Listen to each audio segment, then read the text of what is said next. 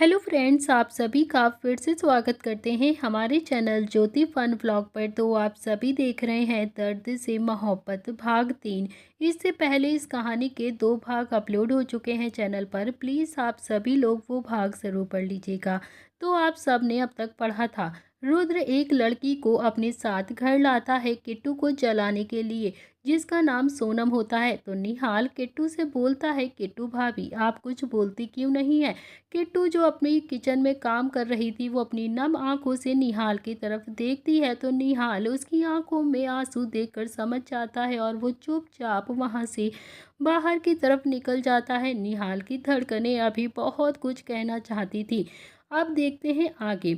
निहाल जब गार्डन में आया तो उसकी नज़र नील पर गई, जो अभी गार्डन में लगे हुए झूले पर बैठा हुआ था और झूला झूल रहा था।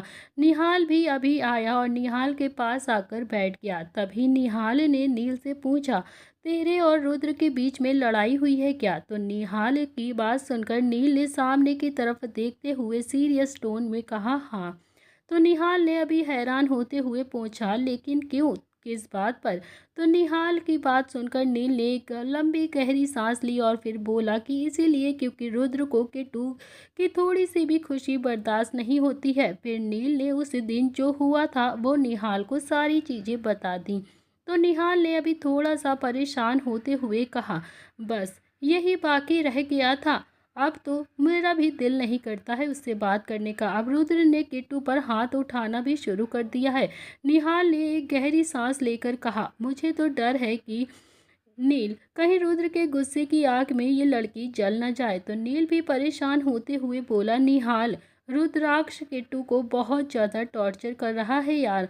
जब इससे भी उसका मन नहीं भरा तो वो अब इस सोनम को ले आया है उसे टॉर्चर करने के लिए। सोनम तो दिखने से ही कैरेक्टरलेस लग रही है। क्या तुझे लगता है कि रुद्राक्ष सोनम से शादी कर लेगा तो खुश रहेगा। बिल्कुल भी नहीं, मुझे तो कभी भी नहीं लगता। साफ साफ दिखता है उस लड़की को देखकर कि वो लड़की एक डाल पर कभी भी बैठने वाली नहीं है। तो नील का साथ देते हुए निहाल ने भी उसकी हाँ में हाँ भरते हुए बोला कि हाँ, मुझे भी ऐसे ही लगता है। पता नहीं क्या चल रहा है अभी रुद्राक्ष के दिमाग में।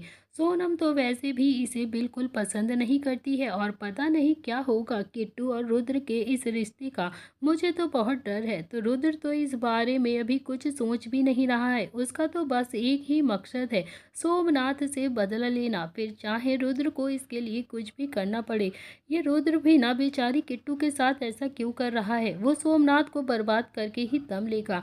कुछ ही दिन ऐसे ही बीत जाते हैं। तो सोनम कभी घर रहती तो कभी नील के आग पीछे घूमा करती, तभी रुद्र के साथ ऑफिस चली जाती। फिर कुछ दिन बाद जब रुद्र ऑफिस जाने लगा तो किट्टू ने अभी उसके सामने एक पर्ची दी जिसमें कुछ लिखा हुआ था, आज का राशन खत्म हो चुका है। तभी रुद्र ने अभी कात्यायनी के हाथ में एक पर्ची रखी और फिर बोलता है कि ठीक है। रुद्र ने वो पर्ची ली और रुद्र ने एक नज़र सोई हुई अभी किट्टू की तरफ देखा और उस पर्ची को पढ़ने लगा, जिसमें लिखा था, रुद्र जी घर का राशन खत्म हो गया है और आप प्लीज़ आज राशन को मंगवा दीजिए। रुद्र ने भी पर्ची पढ़कर जेब में रख ली और फिर वो बिना खाना खाए अपने कमरे में चला गया। तो वहां से अभी एक ब्लैंकेट लेकर आता है और किट्टू को कवर कर देता है, क्योंकि किट्टू अभी ठंड से कांप रही थी। फिर रुद्राक्ष अपने कमरे में जाकर सो जाता है।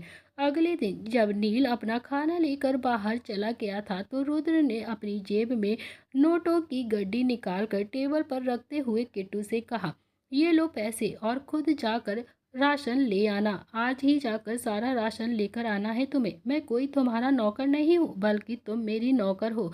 इसीलिए अब चुपचाप से पैसे उठाओ और खुद चली जाओ और टाइम से घर आ जाना। इतना कहकर रुद्र ऑफिस के लिए चला गया और फिर किट्टू ने भी बिना कुछ कहे वो पैसे लिए और सीधा बाजार की तरफ चली गई। तो अभी बाजार में रुद्र के फार्म हाउस से 4 किलोमीटर दूर ही था। किट्टू ने वो रास्ता पैदल ही तय किया, क्योंकि वो कोई भी पब्लिक ट्रांसपोर्ट की फैसिलिटीज़ नहीं थी वहाँ पर। किट्टू ने बाजार से बहुत सारा सामान खरीदा और जिसकी वजह से किट्टू उस सामान को ठीक से अभी उठा भी नहीं पा रही थी। फिर भी वो कोशिश करते हुए धीरे धीरे चल रही थी। अभी किट्टू 1 किलोमीटर ही चली थी कि तभी रात हो गई थी और तभी बिजली भी कड़कने की आवाज़ आने लगी थी। हल्की हल्की बारिश भी शुरू हो चुकी थी, जिससे अब किट्टू को काफ़ी ज़्यादा डर लगने लगा था। चारों तरफ खेत ही खेत थे, हवा चलने लगी थी। किट्टू अकेली सड़क पर चल रही थी, बिजली कड़कने लगी थी, हल्की हल्की बारिश होने लगी। तभी किट्टू का डर और भी ज़्यादा बढ़ने लगा। किट्टू मन ही मन बोलती है, अब मैं क्या करूं, जल्दी से घर कैसे जाऊं। फिर भी किट्टू हिम्मत करते हुए धीरे धीरे चल रही थी। अब बारिश काफ़ी ज़्यादा तेज होने लगी थी। किट्टू भीग गई थी और ठंड से वो ठिठुरते हुए कांपने लगी थी। तभी वहां पर अचानक से रुद्र की गाड़ी आ जाती है और रुद्र का ड्राइवर गाड़ी से बाहर आता है और उस ड्राइवर ने अभी किट्टू से कहा, मैम मैम ये सारा सामान मुझे दे दीजिए। और इस पर किट्टू ने सारा सामान ड्राइवर को दे दिया। फिर ड्राइवर ने सारा सामान कार में रखा और फिर किट्टू से कहा, मैम सर ने कहा है कि आप पैदल आ जाइए। ये सुनकर किट्टू काफ़ी ज़्यादा हैरान हो गई और वो कुछ भी नहीं कर सकती थी। वो चुपचाप अपनी आंखों से आते आंसू को साफ करती है और अपना हाँ में गर्दन हिला देती है। ये कहकर वो ड्राइवर तो वहाँ से चला गया और किट्टू भी बारिश में खड़ी भीगती हुई बस गाड़ी को जाता हुआ देख रही थी। थोड़ी देर में गाड़ी जब किट्टू की आंखों से ओझल हो गई तो किट्टू ने अपने दुपट्टे से खुद को कवर किया और धीरे धीरे फिर से चलने लगी।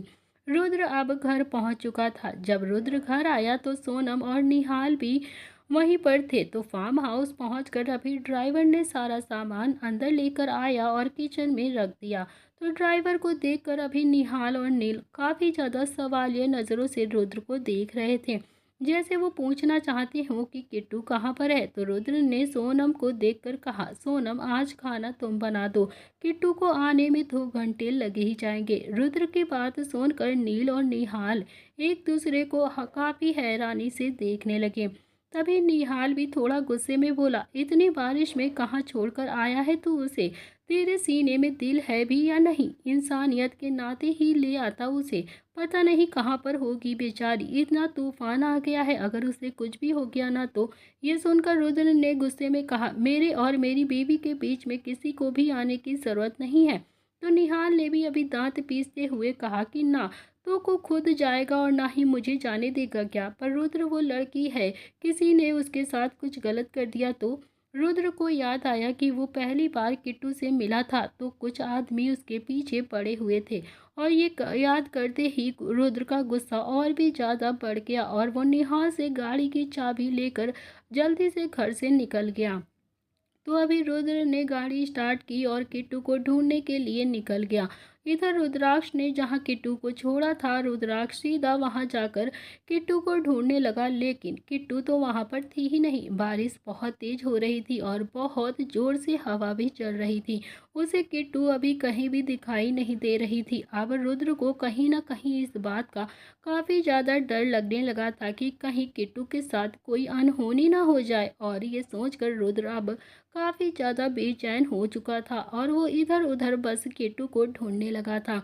किट्टू को ढूंढने में रुद्राक्ष भी पूरा भीग चुका था और तभी उसे एक पेड़ के नीचे एक लड़की बैठी हुई दिखाई दे रही थी, जो काफ़ी रो रही थी। रुद्राक्ष समझ गया था कि हो ना हो ये किट्टू ही है। रुद्राक्ष बिना एक सेकंड के गवाए किट्टू के पास गया और किट्टू ने अभी अपने पतले से दुपट्टे से खुद को कवर किया हुआ था और चुपचाप बस पेड़ के नीचे बैठी हुई थी। अब किट्टू के अंदर इतनी भी हिम्मत नहीं थी कि वो बारिश में और ज़्यादा चल सके। उसके होंठ ठंड से थर थर काँप रहे थे। रुद्र ने जब उसे देखा तो उसके हाथ को कस कर पकड़कर उसे उठाते हुए कहा, किट्टू चलो घर चलो। तो रुद्राक्ष अभी इस वक्त किट्टू पर गुस्सा तो नहीं था, लेकिन हाँ प्यार से बात भी नहीं कर रहा था। तो रुद्राक्ष ने जब किट्टू को बाजुओं से पकड़कर उठाया तो उसने देखा कि किट्टू के हाथ में अभी एक छोटा सा पपी है, जिसे किट्टू ने अपने दुपट्टे से छुपाया हुआ था। किट्टू ने अभी कांपते हुए रुद्र की तरफ देखा, जैसे ही वो कुछ कहना चाह रही हो, क्या हम इस पपी को भी घर ले जा सकते हैं। इस पर अभी रुद्र ने कुछ भी रिएक्ट नहीं किया और फिर किट्टू को खींचकर सीधा गाड़ी में ले जाकर बैठा दिया। इधर दूसरी तरफ फार्म हाउस में निहाल ने सोनम को देखकर कहा, सोनम जल्दी से खाना बना लो, नहीं तो देर हो जाएगी, रुद्र आता ही होगा। अगर नहीं बनाओगी ना तो रुद्राक्ष का रूप देखने के लिए तैयार रहो। सोनम तुम्हें पता है ना रुद्र रुद्र को कितना ज़्यादा गुस्सा आता है। और अगर तुमने खाना नहीं बनाया तो पता नहीं वो तुम्हारे साथ क्या करेगा। तुम किट्टू को तो देख ही रही हो ना, ऐसा ना हो कि किट्टू को लेकर आए और तुम्हें बारिश में बाहर छोड़ आए। तभी निहाल की बात सुनकर अभी सोनम थोड़ा सा डर गई थी और उसने मन ही मन खुद से कहा, मुझे तो खाना अब बनाना आता ही नहीं है, अब मैं क्या बनाऊं? चलो यूट्यूब से देखकर कुछ बना देती हूँ, कम से कम रुद्र मुझ पर गुस्सा तो नहीं होगा ना। मेरी तो रिस्पॉन्सिबिलिटी बस खाना बनाने की है। फिर सोनम ने अपने मन में कहा, और हाँ, यूट्यूब पर देखकर खाना बना ही लेती हूँ। अगर नील खाएगा तो क्या पता नील मुझसे इम्प्रेस हो जाए और मुझे पसंद करने लगे। तभी सोनम ने यूट्यूब से एक वीडियो निकाली और उसे देखकर कुकर में दाल चढ़ा दी। 15 मिनट तक भी कुकर में अभी सीटी नहीं आई थी। सोनम ने कुकर को हिलाकर देखने लगी तो सोनम ने देखा कि वहां पर अभी कुछ भी हलचल नहीं हो रही थी। ये कहा कर कि कुकर तो बेकार ही है। तभी नील ने सोनम की तरफ देखते हुए कहा, कुकर बेकार नहीं है, गैस भी जलानी होती है सोनम। सोनम ने नोटिस किया कि उसने गैस तो ऑन ही नहीं की थी। फिर उसने जल्दी से गैस को ऑन किया। सोनम नील की तरफ मुस्कुराते हुए बोलती है, चलो कुछ तो हुआ, कुछ बताने के सही ही तुमने कुछ बोला तो जरूर। तभी उसने सब्जी काटना शुरू कर दिया। नील सोनम को सब्जी काटते हुए देखकर वहां से भाग गया क्योंकि सोनम अभी अनानास काट रही थी। नील मन ही मन बोलता है, इसे तो फ्रूट और वेजिटेबल में अंतर भी नहीं पता है और ये रुद्र से शादी करेगी। हे राम, क्या होगा इसका। सोनम ने जैसे तैसे करके रोटियां और दाल तो बना ली थी, लेकिन अभी पूरे किचन का सत्यानाश कर दिया था। पूरे किचन में आटा, सब्जी, दाल, चावल सब कुछ इधर से उधर बिखरा हुआ रखा था। सोनम ने खाना बनाकर डाइनिंग टेबल पर रखा और फिर खुद वो फ्रेश होने के लिए बाथरूम में चली जाती है। सोनम आज बहुत ज़्यादा खुश थी अपने हाथों से खाना बनाकर। तब तक रुद्राक्ष की गाड़ी भी फार्म हाउस आकर रुकी तो रुद्राक्ष ने देखा कि अभी किट्टू ऑलमोस्ट बेहोश हो चुकी थी। रुद्राक्ष किट्टू को अपनी बाहों में उठाता है और सीधा अपने कमरे में ले जाकर लिटा देता है। गाड़ी में से वो छोटा सा पपी भी उतर आया और फिर रुद्र किट्टू के पीछे पीछे हॉल में आ गया। तभी नील ने उसे उठा लिया और रुद्राक्ष जब किट्टू को गोदी में उठाकर अंदर आ रहा था तो नील और निहाल ने तो देखा और हैरानी से उनका मुंह खुला का खुला रह गया। लेकिन सोनम वॉशरूम में थी, उसने रुद्राक्ष को आते हुए नहीं देखा था। रुद्राक्ष नीचे आया और फिर वॉचमैन के पास जाकर बोला, तुम जल्दी से जाओ और हाँ, अपनी वाइफ को बुला लाओ और वो किट्टू के कपड़े चेंज कर देंगी। ओके। किट्टू बहुत देर से भीग रही थी और उसे ठंड लग जाएगी, शायद उसे बुखार भी आ गया है। तो वॉचमैन को अभी थोड़ी सी हैरानी तो हुई थी, लेकिन फिर रुद्राक्ष का ऑर्डर था इसीलिए वो जल्दी से अपने घर जाकर अपनी बीवी को बुलाकर लेकर आता है। फार्म हाउस के पीछे वाले हिस्से में ही वॉचमैन और उसकी बीवी रहा करते थे। वॉचमैन की बीवी मालती जब किट्टू के पास आती है कपड़े चेंज करने के लिए, तो जब वो कपड़े चेंज कर रही थी तो उसने किट्टू की कमर पर एक बड़ा सा जला हुआ निशान देखा था, जिसे देखकर मालती को काफी ज्यादा दुख हुआ था और उसने मन ही मन खुद से कहा, मालिक कितने बुरे हैं, अपनी बीवी को कोई ऐसे जलाता है क्या। घर का सारा काम तो वही करती हैं मालकिन, फिर भी मालिक उन्हें बिल्कुल भी प्यार नहीं करते हैं। मालिक का मन ही नहीं भरता, इतनी नाजुक सी बच्ची को जला भी दिया। पता नहीं भगवान कहाँ से इनको इनसे मिला देते हैं, जो इस मासूम सी बच्ची को मालिक इतना ज्यादा दर्द दे रहे हैं। आखिर क्या बिगाड़ा है इन्होंने। वॉचमैन की बीवी मालती ने किट्टू के कपड़े अच्छे से चेंज कर दिए और फिर उसे ब्लैंकेट से अच्छे से कवर कर दिया। उसके बाद मालती नीचे आ जाती हैं और उसने रुद्राक्ष की तरफ देखकर अपने हाथ जोड़कर कहा, मालिक अब हम जाएं क्योंकि हमने कपड़े चेंज कर दिए हैं मालकिन के। रुद्राक्ष ने हाँ में अपनी गर्दन हिला दी तो मालती वहां से चली गई। निहाल और नील दोनों ने देख रहे थे ये सब कुछ, लेकिन दोनों ने अभी कुछ भी नहीं कहा था क्योंकि वो जानते थे कि रुद्राक्ष और किट्टू के बीच में अभी कोई भी फिजिकल रिलेशन कुछ भी नहीं है, इसीलिए उसने मालती को बुलाया था। रुद्राक्ष जैसा भी था, बस गुस्से वाला एलिगेंट पर्सनैलिटी और ईगोइस्ट, लेकिन उसने कभी भी किट्टू को ना तो गलत नजर से देखा था और ना ही गलत नजर से छुआ था।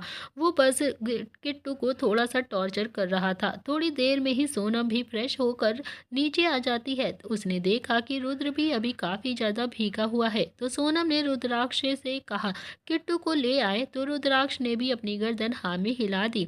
तो सोनम ने कहा कि ठीक है, तो रुद्राक्ष तुम जाओ और जाकर चेंज कर लो, काफ़ी ज़्यादा भीग गए हो, और डिनर आकर कर लो, मैंने डिनर बना दिया है।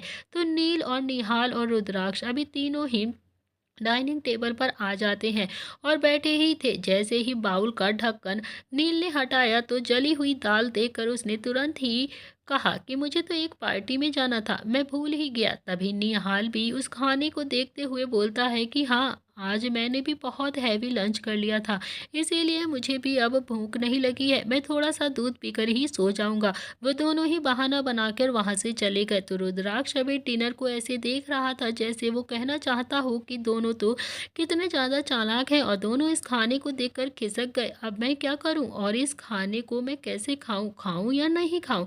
किट्टू के हाथ का खाना खा खा कर तो अब मैं इस खाने को देखकर तो मुझे उल्टी आ रही है, क्या करूं मैं। अगर मैं इस एक खाने को नहीं खाता हूँ तो निहाल और नील दोनों ही मेरा बहुत ज़्यादा मजाक बनाएंगे, जो कि मैं बिल्कुल नहीं चाहता हूँ। और अगर मैं इस खाने को खा लेता हूँ तो ये खाना मेरे गले से ही नहीं उतरेगा। कहाँ फंस गया मैं। तो रुद्राक्ष ने अपने गुस्से का सहारा लेते हुए अपना दिमाग चलाया और उसने जल्दी से एक चम्मच टेबल से उठाया और कस के मारते हुए बोला, मुझे भूख ही नहीं है, कोई खाना नहीं खाएगा, मुझे भी नहीं खाना है, मैं चुपचाप से जा रहा हूँ अपने स्टडी रूम में। और वो जल्दी से उठता है और सीधा चला जाता है। इधर निहाल और नील दोनों ही स्टडी रूम में बैठे पहले से ही रुद्र का इंतजार कर रहे थे। तो रुद्र जैसे ही कमरे में आया तो नील और निहाल ने कहा, क्या हुआ, तूने भी सोनम मैडम के हाथ से बना हुआ खाना नहीं खाया क्या। रुद्र थोड़ा सा मुंह बनाकर बेड पर आकर बैठ जाता है। वो जान गया था वो दोनों ही उसकी टांग खींच रहे हैं। तभी निहाल ने रुद्र की तरफ देखते हुए कहा कि ओके, ठीक है, मत बोल, कल वैसे भी अवनी आ रही है। तो नील का मुंह एकदम से उतर गया। नील का उतरा हुआ चेहरा रुद्र और निहाल दोनों ने ही नोटिस किया था। अवनी निहाल की छोटी बहन थी। वो कनाडा में अपने पेरेंट्स के साथ रहती थी। पहले वो अपने भाई निहाल के साथ इंडिया में ही रहती थी, मगर बस 2 साल पहले से ही वो कनाडा में अपने पेरेंट्स के साथ रहा करती थी। तीनों बहुत दिनों बाद साथ में बैठे हुए थे तो तीनों ने अभी कुछ पुरानी यादें ताज़ा की।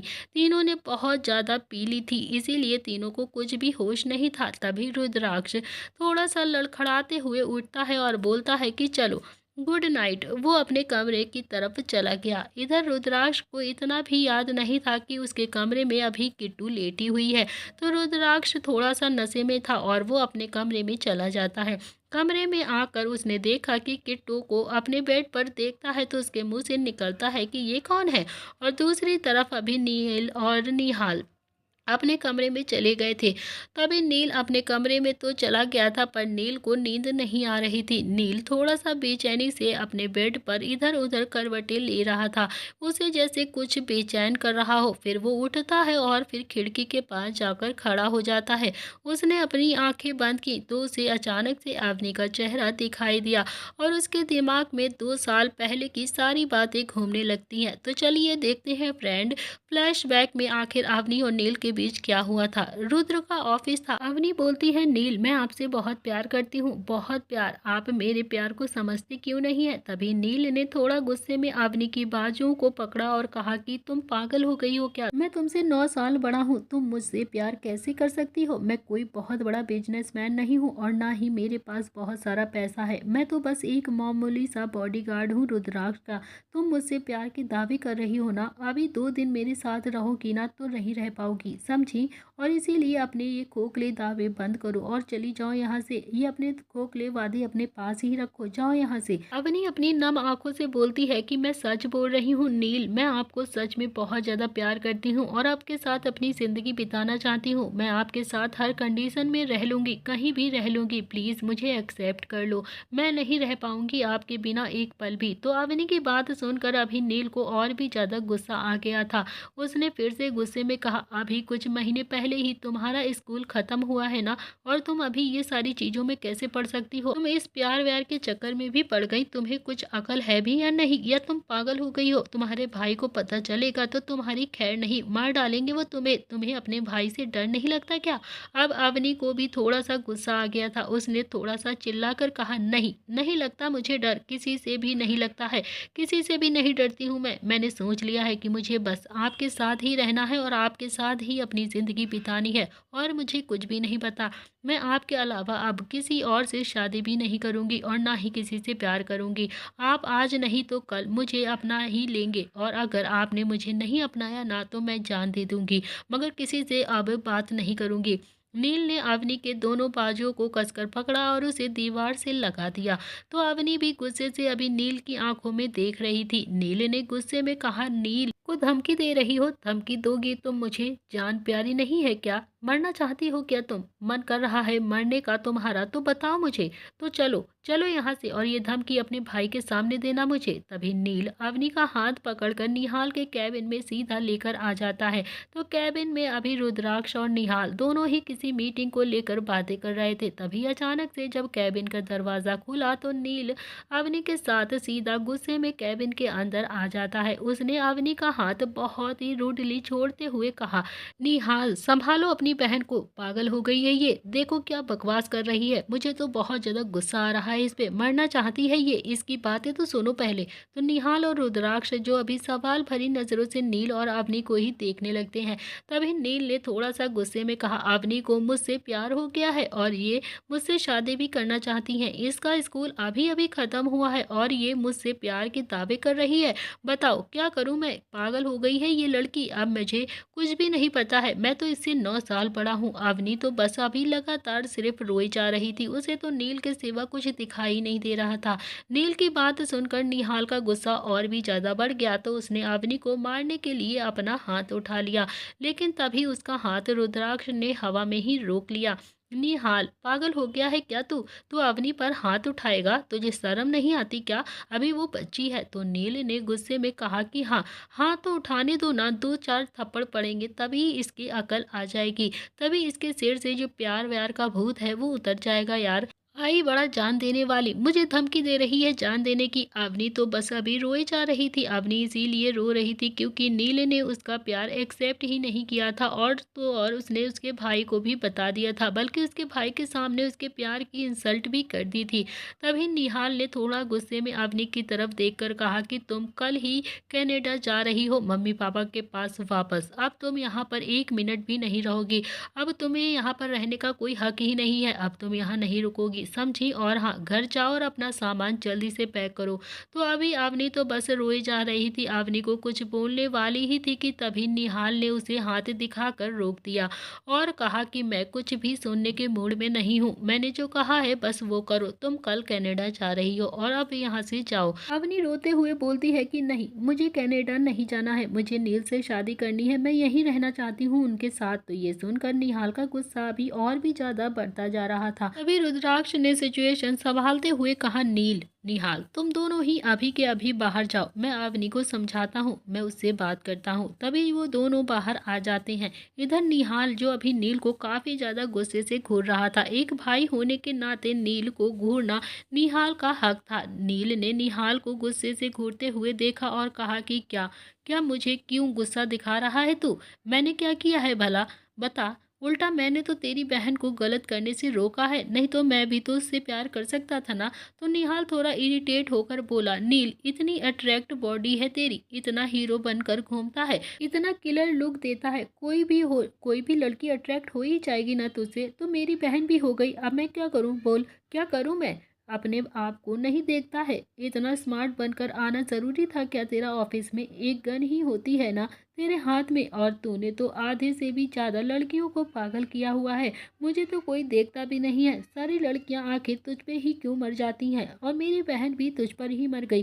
तुझे अब कल से ऐसे आने की जरूरत नहीं है। तभी नील ने निहाल से कहा, क्यों तुझे कोई क्यों नहीं देखता? वो है ना तेरी बंदरिया जैसी शकल वाली, वो तो देखती है ना तुझे। निहाल बोलता है कि तू क्यों मुझे चिढ़ा रहा है? अब तू गुड लुकिंग है, स्मार्ट है, तो इसका मतलब ये नहीं है कि तू मुझे चिढ़ाएगा, समझे? मैं तुझसे बस ये कहना चाहता हूँ, अब कल से तू ऐसे बनकर नहीं आएगा। तभी दोनों अभी खट्टी मीठी बहस कर रहे थे, अंदर रुद्राक्ष अवनी को समझा रहा था। तभी अवनी बोलती है कि भैया भैया मैं सच कह रही हूँ, मैं नील से बहुत ज़्यादा प्यार करती हूँ, और हाँ ये प्यार हमारा 4 साल पुराना है, हम उससे 4 साल पहले से प्यार करते हैं, प्लीज़ मेरी बात को समझने की कोशिश करो, मुझे कनाडा नहीं जाना है, मुझे नील के साथ रहना है, उससे शादी करनी है। तभी रुद्राक्ष ने अवनी से प्रॉमिस किया कि तुम पढ़ाई के लिए कनाडा चली जाओ, और हाँ, जब तुम वापस आओगी ना तो मैं तुम्हारी खुद नील से शादी करवा दूंगा, मगर अभी तुम्हें पढ़ाई पर ध्यान देना होगा। और इसी भरोसे पर अवनी कनाडा जाने के लिए तैयार हो गई, क्योंकि अवनी जानती थी कि कुछ भी हो जाए रुद्राक्ष अपने प्रॉमिस को नहीं तोड़ता है। और इसी के साथ वो कनाडा जाने के लिए तैयार हो गई और 2 दिन बाद वो कनाडा चली गई। इसी के साथ फ्लैशबैक एंड होता है। इधर दूसरी तरफ अभी रुद्राक्ष ने देखा कि अभी उसके बेड पर कोई सो रहा है। उसने अपने मन में सोचा, ये मेरे बेड पर कौन सो रहा है, आखिर कौन हो सकता है, कहीं ये किट्टू तो नहीं। तभी रुद्राक्ष धीरे धीरे किट्टू के पास गया और उसने धीरे से ब्लैंकेट को हटाकर देखा तो अभी किट्टू उसके बेड पर आराम से सो रही थी। हल्की मुस्कुराहट उसके चेहरे पर आ जाती है और वो मन ही मन उसने कहा, ये तो मेरी बीवी है, कितनी प्यारी लगती है ये सोते हुए भी, बिल्कुल खरगोश की तरह। रुद्राक्ष अभी होश में नहीं था, इसीलिए वो भी बेड पर आकर किट्टू के पास ही लेट जाता है और उसने किट्टू को अपनी बाहों में उठाकर उसे अपने ऊपर लिटा लिया। तो किट्टू भी अभी बहुत ज़्यादा थक गई थी, इसीलिए उसे महसूस भी नहीं हुआ और उसकी थकावट की वजह से उसे काफ़ी अच्छी नींद भी आ गई थी। थकावट की वजह से उसे लगा कि वो सपना देख रही है, इसीलिए किट्टू ने भी अभी कुछ भी रिएक्ट नहीं किया। इधर रुद्र ने अभी किट्टू के माथे को चूमते हुए कहा, मैं बहुत ज़्यादा तंग करता हूँ ना तुम्हें बहुत ज़्यादा परेशान करता हूँ, ठीक से बात भी नहीं करता हूँ और तुम्हारी कोई केयर भी नहीं करता हूँ, हमेशा तुमसे गुस्सा करता हूँ, बहुत बुरा हूँ ना मैं ना। किट्टू रुद्राक्ष खुद से बातें करते हुए सो जाता है, उसे अपनी बाहों में लेकर।